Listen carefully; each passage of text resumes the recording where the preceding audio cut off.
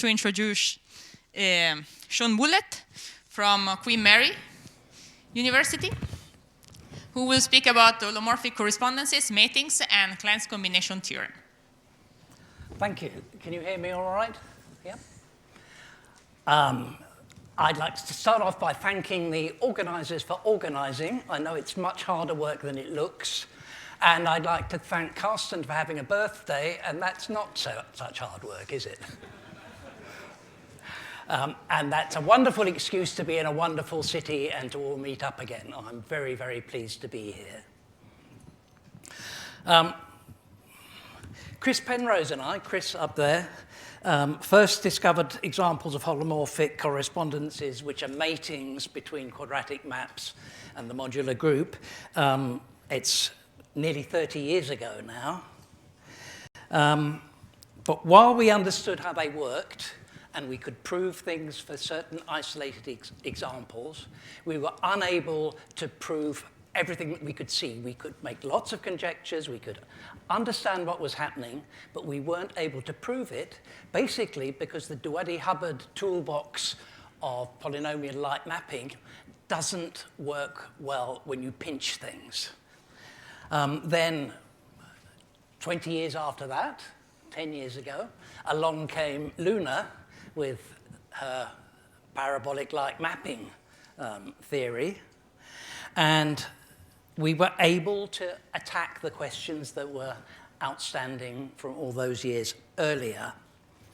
Though the technical details, and we were able to prove most of what we wanted to prove, but the technical details were quite challenging at times.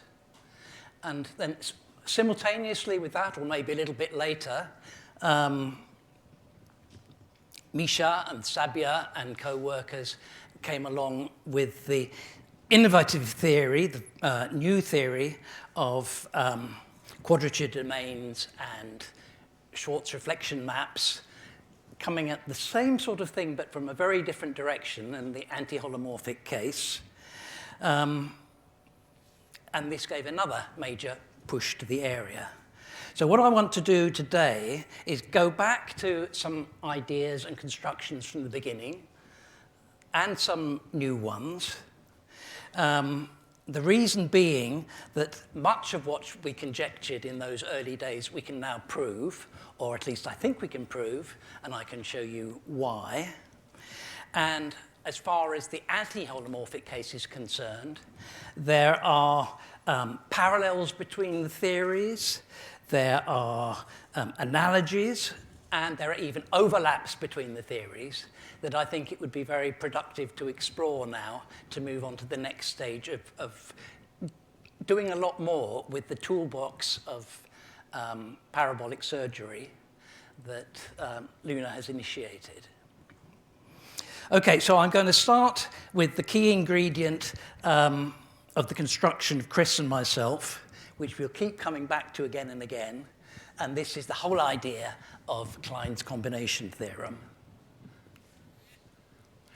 So let's take a cyclic group of order 2, cyclic group of order 3, but this will work equally well with cyclic group of order P and Q and so on, but it's much the simplest case to start at the beginning with 2 and 3 and see what's happening. Up to conjugacy in PSL2C, we can assume that our element rho of order 3 has got fixed points 0, infinity, and sigma, our element of order 2, has got fixed points 1 and A. We've got 4 points, so it's the cross ratio that counts. We're only interested in up to conjugacy. So we've got a one-parameter family of conjugacy classes of representations of C2 star C3, the free product of the cyclic group of order 2 and order 3. And what Klein's combination theorem tells us in this case is if we've got fundamental domains for the order 2 element and the order 3 element whose interiors together cover the whole sphere, or if you prefer to think of it, it's the complements of the two fundamental domains are disjoint. It's exactly the same statement. Then the representation of the group is discrete, whoops, down here, and faithful. The ordinary set is tiled by copies of the intersection of the two fundamental domains, and the limit set is a Cantor set. Let's just see briefly why that's all true. Here, we're taking the element of order 3. Whoops. I'm going the wrong direction, pressing the wrong thing. Let's go forward. The element of order 3 has got its row, has got fixed point there, fixed point there. Fundamental domain is this loon between the two, so the blue boundary contains this region inside. For the involution of order 2, the fundamental domain that I'm taking is the outside of the red circle. So the intersection is the region between the two. And if you just consider what happens to those under that intersection under the action of rho and sigma, that region delta, the region between the blue and the red, gets mapped to rho delta over this side, rho to the -1 delta over that side, sigma delta inside, and so on. In fact, I mean, the Klein combination theorem is often known as the ping-pong theorem, because what you're doing is batting backwards and forwards the fundamental domain. Because the complements of the two fundamental domains are disjoint, you're always going somewhere different. So for each word that you can make in sigma and rho, subject, of course, to sigma squared is the identity and rho cubed is the identity, you're going to send delta to a different place. And in this case, you can see the way I've drawn it, what you'll end up as the limit set, the set that isn't covered by the images of delta, will be a Cantor set, in this case, along the real line.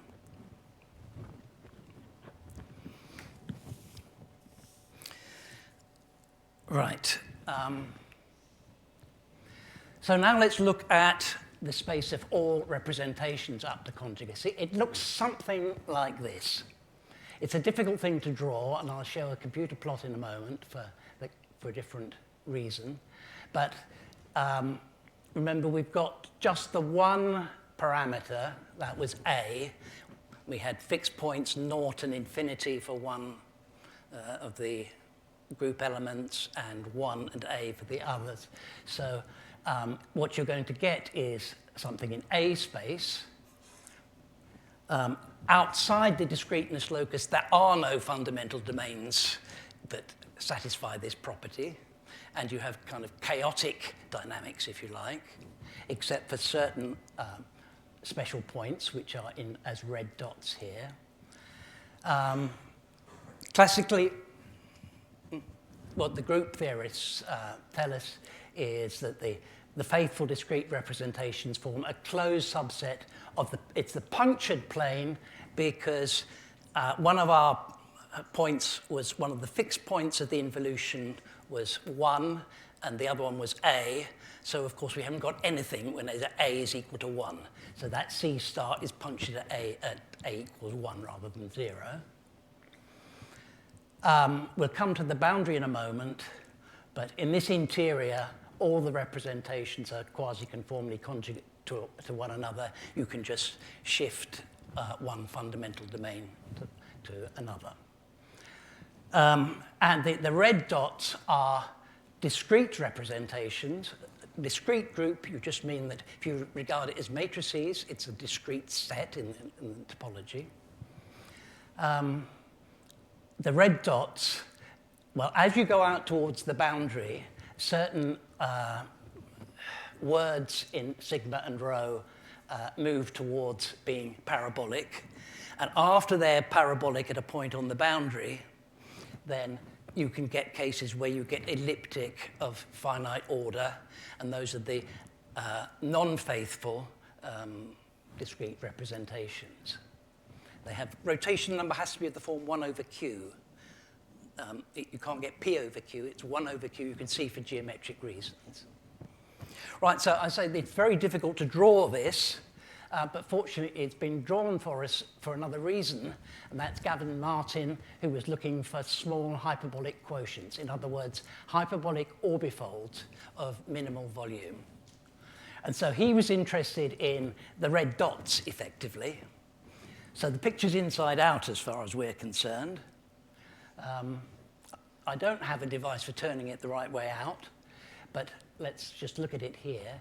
So what you've got to imagine is it's the outside of this object here. The blue doesn't mean anything for us. The space of representations is this whole region outside. And let's look at what's happening on the boundary, because this is going to be important for later.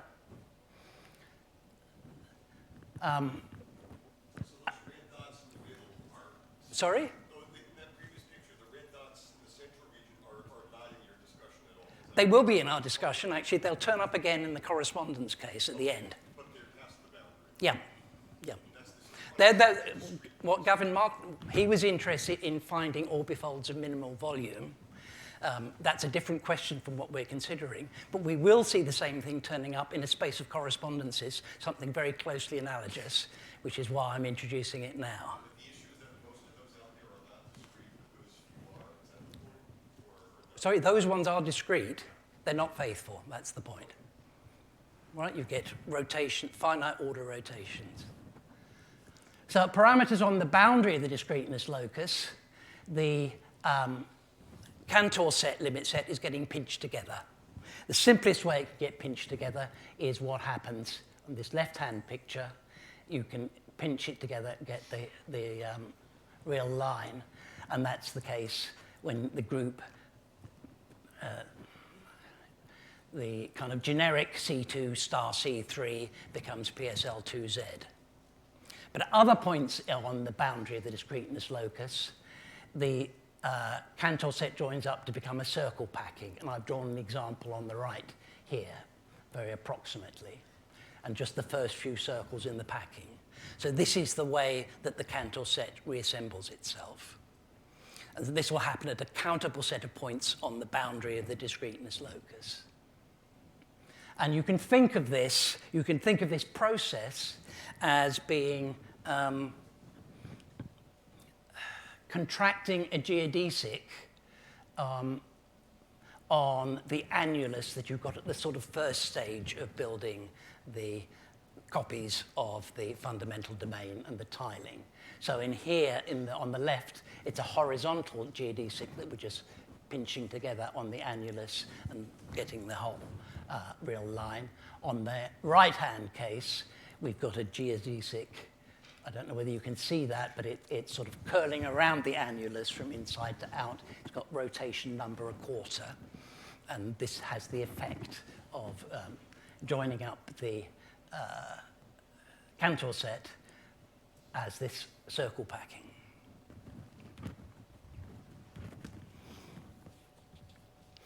And in fact, you'll get one of these circle packings for every rotation every rational P over Q. So then these will be spread around the boundary of the discreteness locus. Okay, so very briefly, holomorphic correspondences. An M-to-N correspondence is defined by a polynomial relation, PZW equals 0, which has got degree M in Z and N in W. So for every value of Z, we're getting N values of W, possibly with repeats. And for every value of W, we're getting M values of Z, possibly with repeats. And this is a world in which you can combine the notions of rational maps, running the rational maps backwards, or looking at finitely generated Kleinian groups with a given set of generators. So the next point I want to look at is how we consider these representations of C2 star C3 as correspondences. And here the way I want to look at it is in terms of the covering correspondence of a cubic. If we take the cubic, the simplest possible cubic, Z goes to Z cubed, then the covering correspondence, you're sending each point in a fiber to the other points in the fiber, including the point itself. So z e to the 2 pi over 3z e to the 4 pi I over 3z. And I'm going to write the covering 0 z cubed for the non-identity part.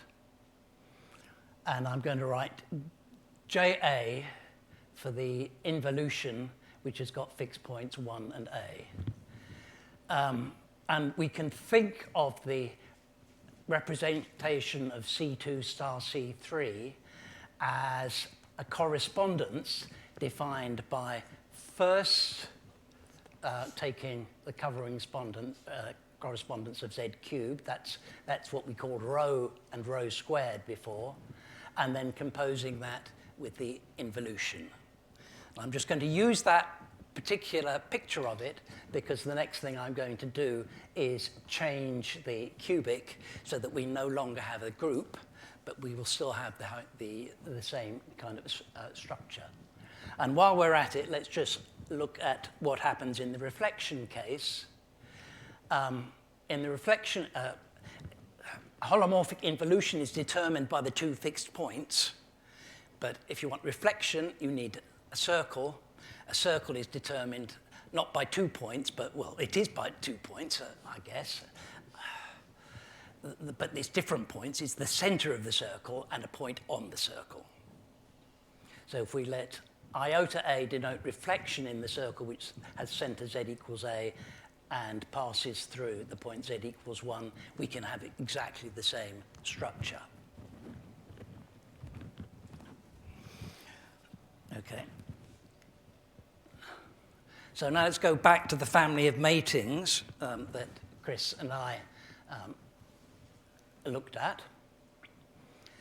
And here we replace z cubed. We split one of the critical points. Split the critical point at 0 into +1 and, into +1 and -1. And then dynamically, what does that mean for the covering correspondence? Well, the fundamental domain is the region to the right of this blue curve.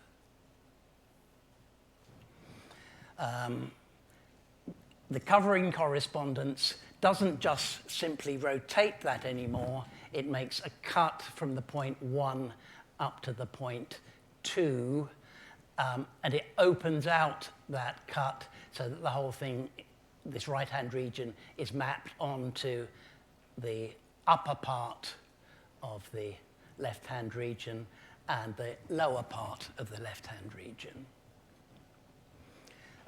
As far as the critical points are concerned, the critical points +1 is mapped to itself and to -2, because if you do the calculation in your head, well, you can do it.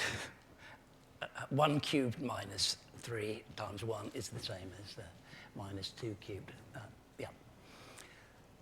And let's look at what our map is now. Our map FA, which is the covering involution, the covering correspondence for the cubic, followed by the involution. It's sending this region to the right onto the whole of the left, and then it's inverting that with the involution fixed points 1 and A, so it's sending that left-hand region to that inner region on the right, so we get a 1-to-2 map from the right-hand region, delta cov, onto this smaller set inside. And if you iterate, you're going 1-to-2, 1-to-2, 1-to-2, you're going to end up with, what's on the next slide, I hope? You're going to end up with a limit set, and similarly a backward limit set. And if you draw the pictures, you'll see that the way that the blue regions and red regions around, or lines around the outside, fit together, you've got a picture of the action of the modular group on the upper half plane, and you've got forward and backward limit sets which look something like Filt-Julia sets. And if it wasn't for the fact that you had that pinch point, if that 1 to 2 map was into a set which was contained by an annulus around it, then polynomial mapping theory would immediately tell you that you did have a filled Julius set. So we define the modular Mandelbrot set to be the ones where the limit set is connected. Those pictures are drawn in a slightly different coordinate system from the last one because I've made the forward and backward limit sets obviously symmetric. It's easy enough to prove that the parameter A is in the modular Mandelbrot set if and only if the critical point is in the limit set. That's just like the theory for quadratic maps. And then the theorem that Luna and I proved, the first theorem about these at the bottom here, is that if your parameter A is in the modular Mandelbrot set, you've really have got a mating between the modular group and a quadratic rational map. Chris and I had, our conjecture was that it was a quadratic map on the nose, z squared plus c for some c, but Luna pointed out that, in fact, you've got a parabolic point at the intersection point between lambda plus and lambda minus, and the theorem proved by parabolic surgery is that you get a one-to-one, for every A in the modular Mandelbrot set, you get a mating between the modular group and a quadratic rational map in the Milnor slice, and the parabolic Mandelbrot set, and vice versa.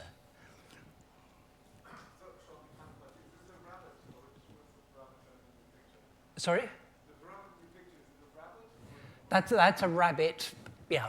I guess it is actually a rabbit, that one, yeah. So if you were in the main cardioid, then you correspond to the original picture. You would just get a picture of the filled Julia set on each side. I'll show you a couple of pictures in a moment, perhaps. Perhaps this will help. There you are in the main cardioid at the bottom left. In fact, that is the parabolic point, the root of the main cardioid. And on the right, you can see that you get a parabolic implosion effect. It's spectacular in a different way. It sort of implodes into a checkerboard. Similarly, if you take the limit rabbit and perturb it, you're going to get something, a Cantor set again like this. And then, of course, you haven't got... What is varying and what's the same in each of these pictures? So for each one, you fixed a... I've got a parameter A. That was the only thing, which was the involution, one of the fixed points of the involution. And what are you choosing for your covering? In your examples before, you had a cubic polynomial. It's still the cubic polynomial, z cubed minus 3z, okay? So we're only moving one thing.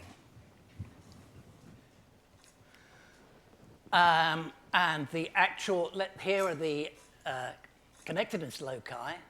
On the right, of course, you've got the Mandelbrot set. On the left, we've got the modular Mandelbrot set, the ones that come out of the matings. And in the middle, you've got the parabolic Mandelbrot set. And what Luna and I were able to do with some delicate arguments, making sure that the surgery depended analytically on the parameter, was to show that M gamma, the modular Mandelbrot set, is homeomorphic to the parabolic Mandelbrot set.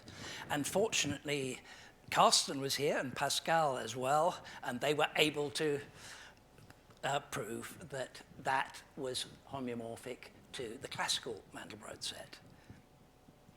So we're at the point that at the beginning of this story, I said that Luna came along. The story was actually that we were at a workshop in Toulouse, and I gave a talk, and maybe you gave a talk, Luna.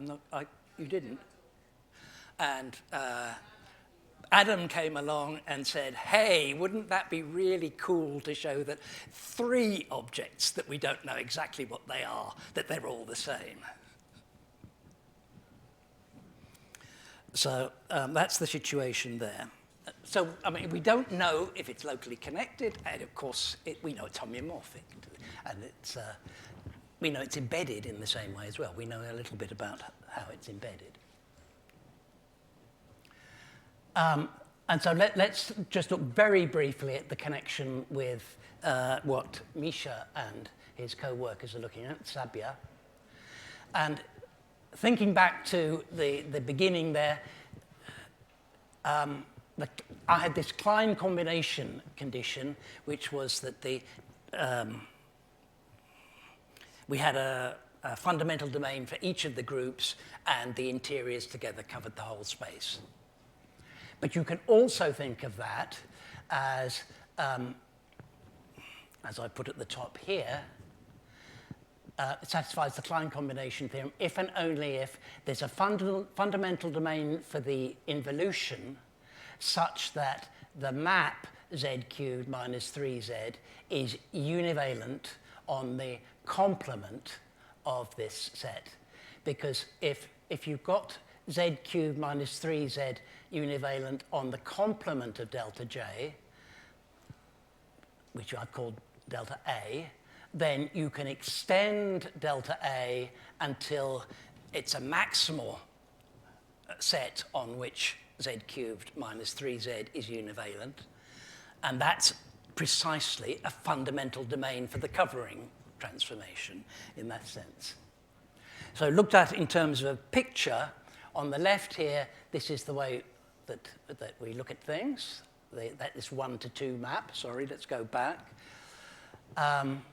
If I take that left-hand picture and simply apply z goes to z cubed minus 3z, then the whole of the region delta cov to the right of the curve maps onto the whole complex plane.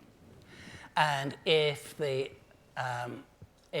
is a univalent map, then my 1-to-2 correspondence that I had over here on the left maps down to a 1-to-2 correspondence over here on the right.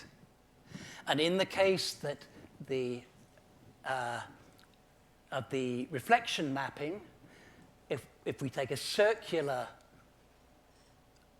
disk over here on the right, on the left, sorry, a circle here, then the image of that disk is what's called a quadrature domain, and the 1-to-2 mapping is simply the inverse of the Schwartz map defined. It's just translating one language into the other, so that you can either analyze these things upstairs in the way that Chris and Luna and I have in terms of correspondences kind of upstairs, or you can move downstairs, and certainly in terms of the reflection mapping, that's the place to do it, because it fits into this whole structure of quadrature domains and reflection maps. So what does the Klein combination condition correspond to in your parameter space? Sorry? What does the Klein combination? The Klein combination condition was that there were two fundamental domains whose interiors together covered the whole space. Yeah. And the way that Sabia, oops, I'm going the wrong direction. The way that Sabia and co are looking at it, it is that you have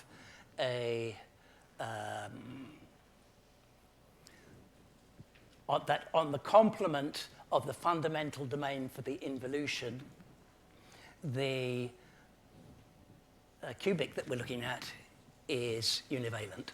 But in the parameter space, in your modular functional set, what does that mean? The Klein combination theorem was the inside of my picture, the outside of Gavin's picture. The connectedness locus is inside the Klein combination parameter. Okay. There is a disk outside. Yes. Sure, I don't understand what you're saying. Maybe there's a typo. It's you have an open region, you say it's mapping univalently onto C hat. Sorry? What am I missing? You want to go back to that one? Sorry? Maybe I just can't read what you're saying. It looks to me like you're saying you have that delta cov, which is an open set on one side, and you map univalently onto C. That's not what you mean. So maybe you need map univalently into C Well, I mean that was a maximal transversal. When you apply the map, it maps it down onto the whole space.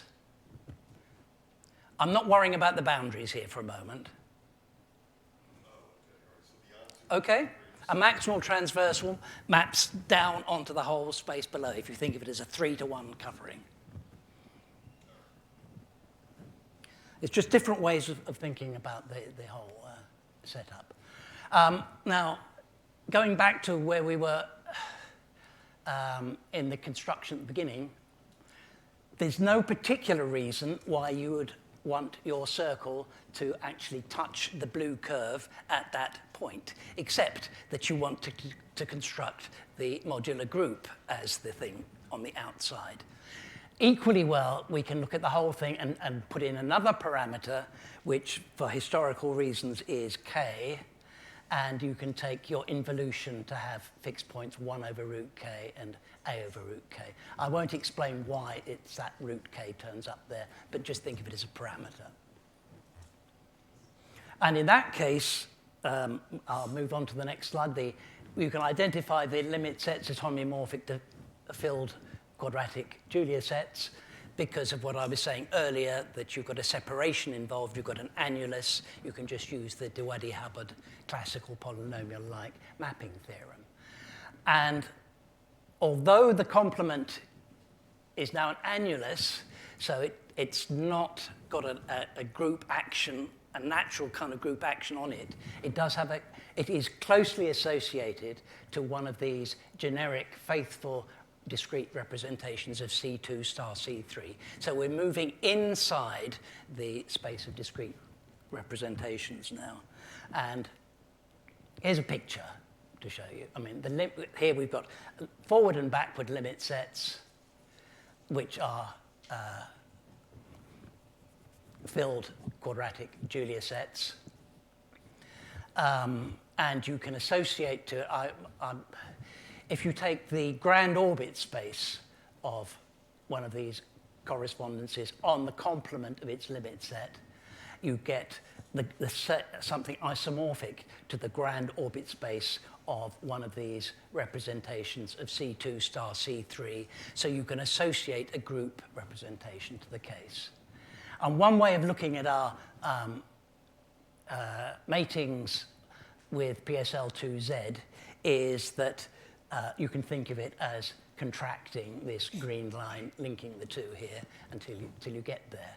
But you'll also have all the inverse images of this green line, which are inverse images, up here and all the way around the boundary, little lines sticking out that had to be contracted to arrive at that.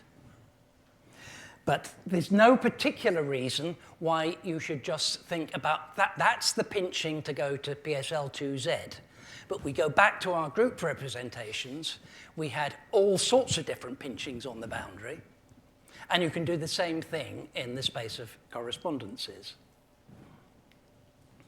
The simplest case to do it is to take the case where the two fixed points of the involution are like this, mapped to one another by the correspondence.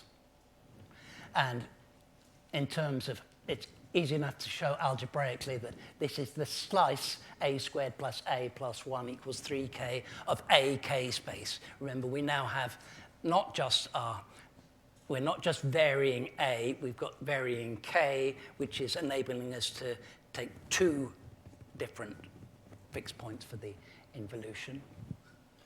And if pinching that orbit corresponds to doing this in the right-hand picture, our lambda minus and lambda plus, we join, as usual around lambda minus, we can parameterize points by rationals. 1/3 we join to 2/3, 2/3 we join to 1/3, all the inverse images we join up. It's the lamination that you have for the basilica, classically for looking at the filled Julia set of z² minus 1. And so we can contract those to points. Is it on the next slide that I've got it? But this corresponds, in fact, to the circle packing representation that I sketched on just about the first slide. The 1/4 rotation number circle packing representation. So this is mating a quadratic filled Julia set with,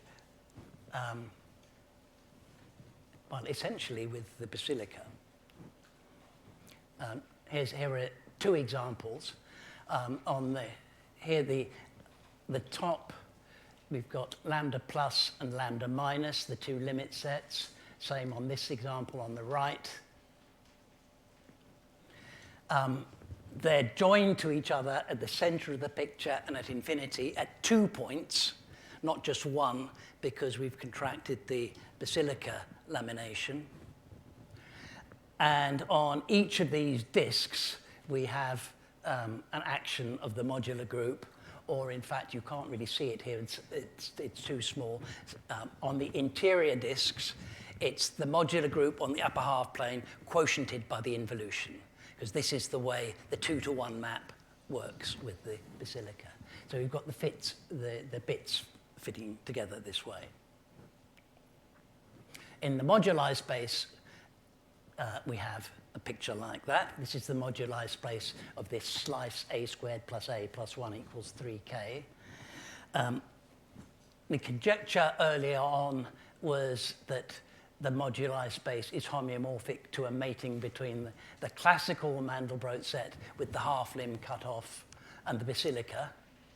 And we should now be in a position to prove this because we have the technology which simply, what you do is you cut out each of the disks which has the modular group or its quotient acting on it. You replace it with the Blaschke product acting on the disk with the same kind of boundary setup. And then that will convert the mating into a rational map. And in the case of rational maps, we know that this is exactly how things fit together. So I'm not saying we've done that, I'm saying we can do that. Another example where we can do things that we conjectured early on, I'll just say this very quickly, is to move to higher degree polynomials. And there's a neat case. With higher degree polynomials, we could replace our Q with a degree n polynomial. There are a lot of possible choices to make. We replace the PSL2Z with the Hecker group.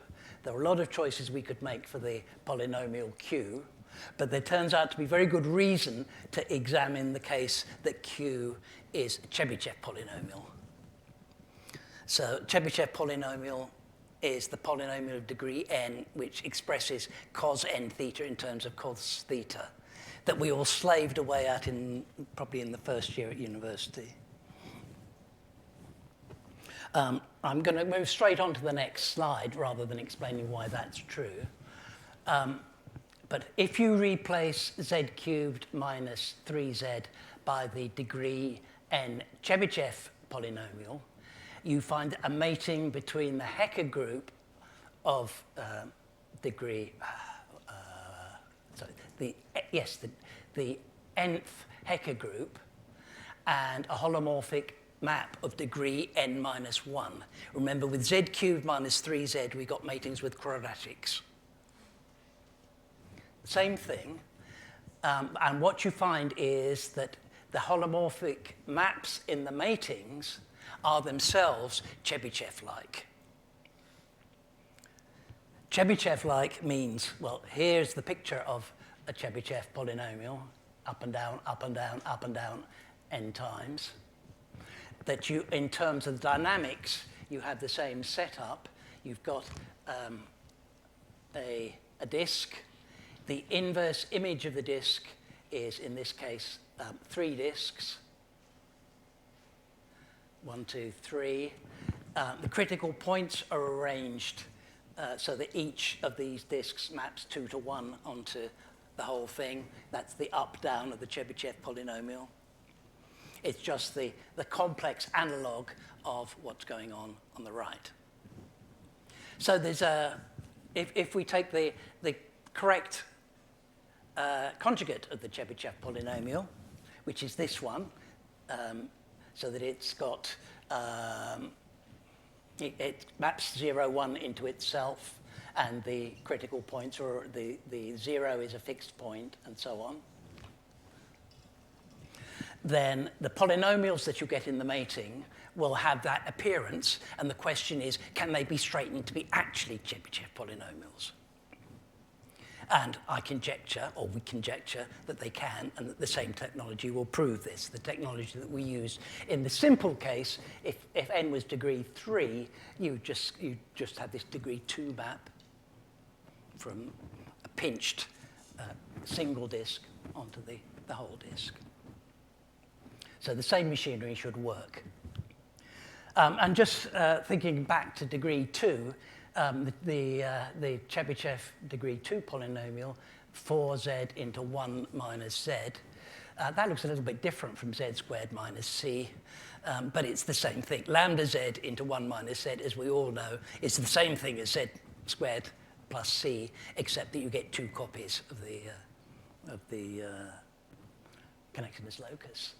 So I'm not going to go through the details, but there's a straightening conjecture, there's a parameter space version, and we should be able to do the same thing. And the only question is, you remember in the case of the quadratics, we had to replace quadratic polynomial by parabolic quadratic rational map.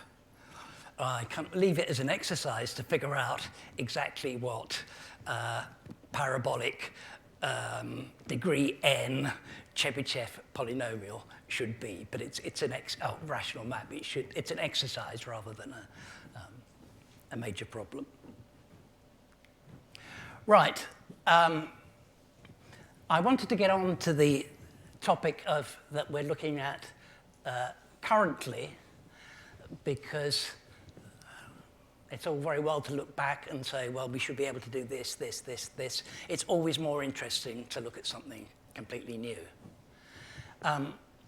So we're going to go back to the modular mating family, the original family, the covering correspondence for z cubed minus 3z, followed by the involution.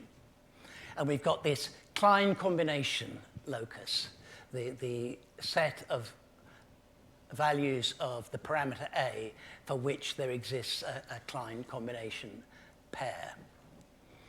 So that's exactly like the discreteness locus in the case of C2 star C3. Except it's very difficult to pin down the notion of discreteness. I know that Misha had ideas about this. We talked about it probably 30 years ago.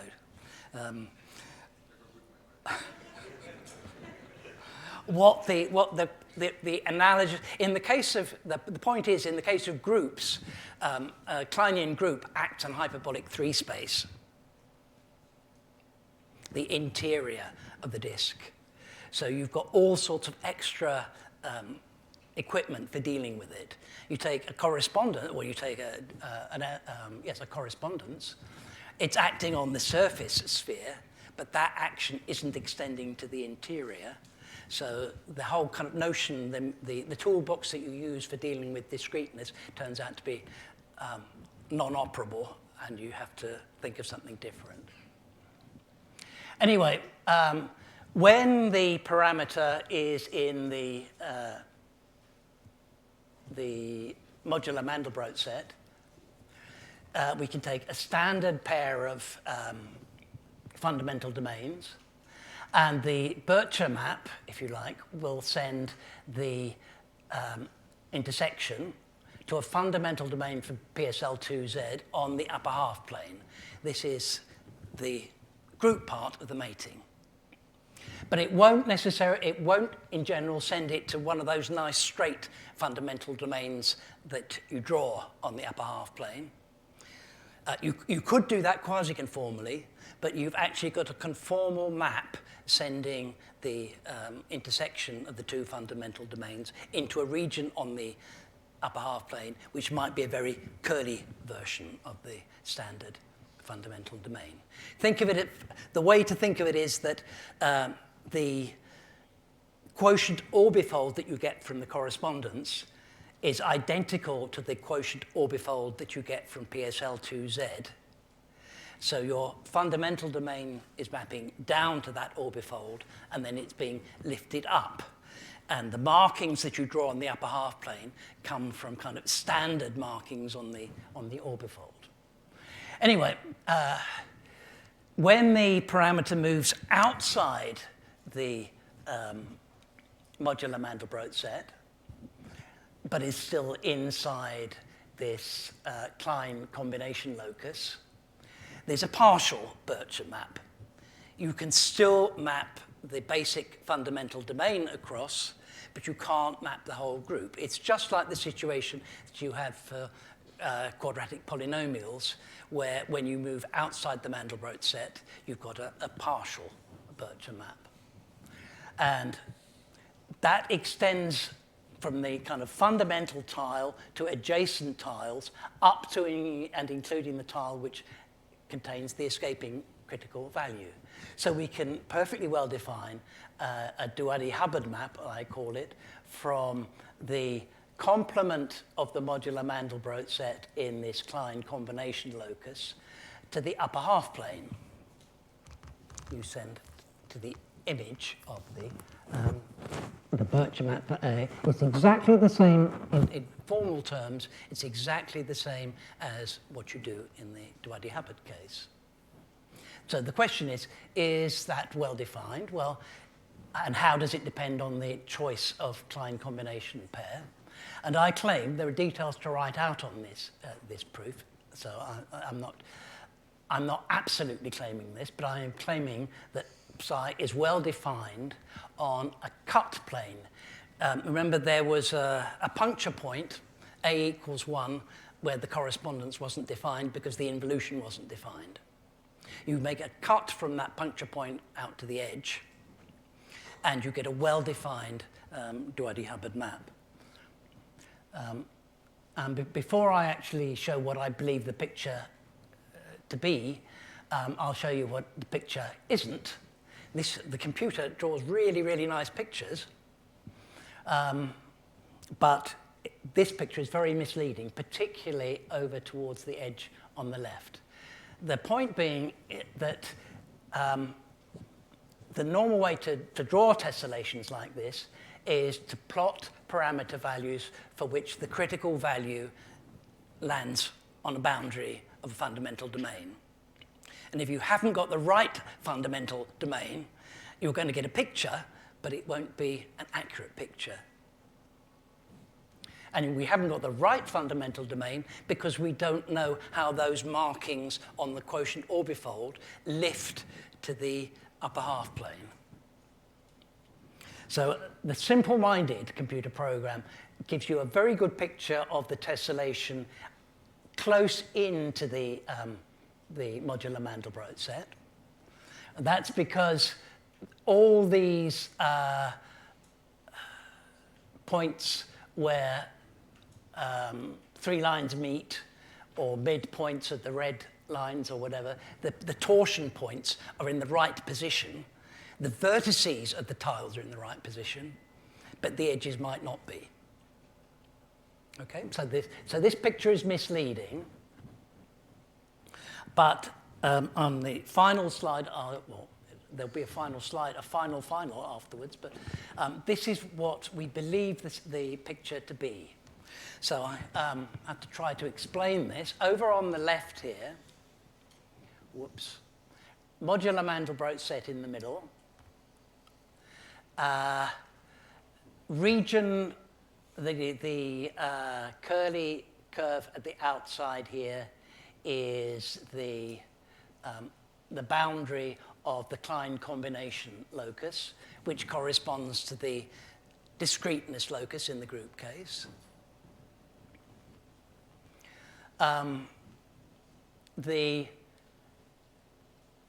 part immediately adjacent to the modular Mandelbrot set gets mapped to this part of the upper half plane, the shaded region over here. The cut is from the point 1, a equals 1, which is there, to -1. Remember, a equals 1 is a puncture point in this set K. And the upper half of the line gets mapped over here to, upper half of the line moves to this purple line coming down. The lower half of the line goes to the other line here. So the cut plane omits the region over here. If you like, the map is 2 to 3 around the puncture point.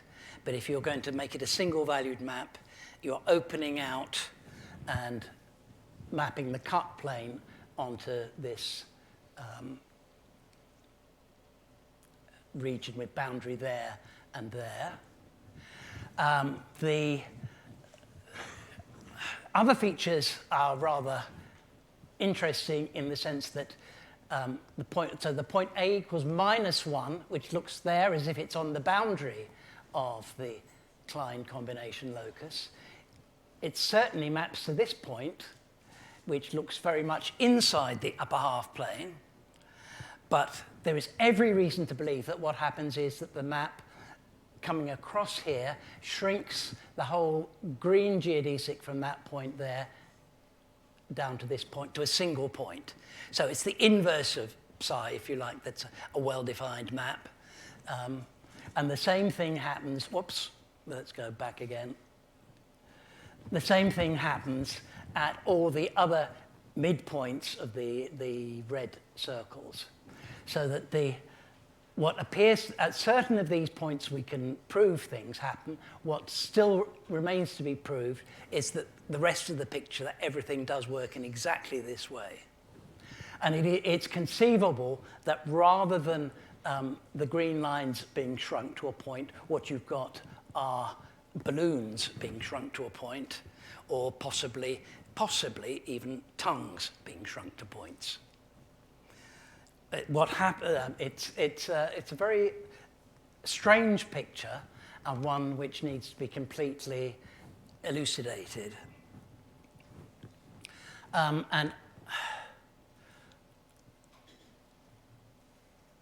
Yeah, I think I'll leave that one like that and just say a little bit more about what happens outside. Going back there, remember there were these, in the group case, there were these isolated red points outside, the non-faithful cases. They survive in the correspondence as well.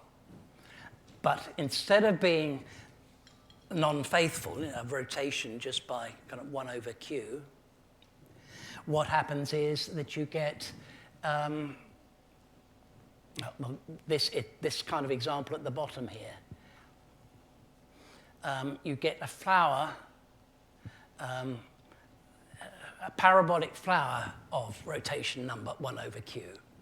So instead of elliptic element, you get a parabolic flower. The normal sorts of boundary points of K are the ones like the one up the top here, where the Cantor set gets pinched together to an interesting configuration. And that will happen at all the rational points around the boundary. So certain things will survive from the group case to the correspondence case, but they survive looking rather different. Okay, so at that outside boundary, instead of a circle packing configuration of Fatou components, it's a rather complicated setup. And finally, just a final slide to say how I'm not going to get into the details of the surgery, except to say let's just look at the basic idea. The basic strategy, as I've said, is to replace the part of the sphere on which the modular group is acting like the action of PSL2Z on a disk, and instead put in there the Blaschke product for Z squared plus a quarter. And what you've got to do that, you've got to construct some sort of quasi-conformal homeomorphism between the basic kind of pinched annulus that we have in the correspondence case and the pinched annulus that you have in the Blaschke product, Z squared plus a third over Z squared over 3 plus 1, the Blaschke product for Z squared plus a quarter. And in general, you can't expect a quasi-conformal homeomorphism between pinched annuli because things will go wrong at the pinch point. But in the particular case we're dealing with, the pinch point corresponds to parabolic point, parabolic fixed point. And this gives you a lot of extra information about the way the pinching is occurring. And the Fatou coordinate gives the extra data which enables you to construct a quasi-conformal homeomorphism between the two. Luna's method is based on the idea of parabolic-like mappings, which is a formalization of the way in which you can put the data from the Fatou coordinate into the setup. And I think, well, I think that Sabia and Misha have another way that they will maybe will talk about. I don't know. But they're dealing with the anti-holomorphic case, as far as I know. Okay, thank you for listening, and happy birthday, Carsten.